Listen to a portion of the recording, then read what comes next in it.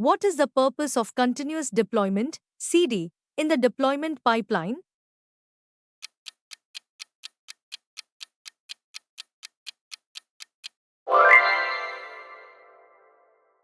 Which step involves converting a machine learning model into a binary format for storage and deployment?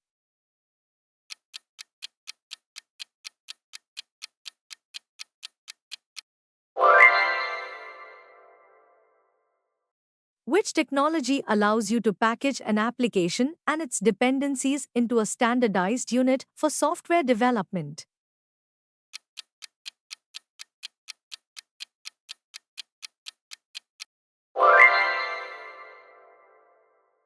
Which architectural style is commonly used for building web services that follow REST principles?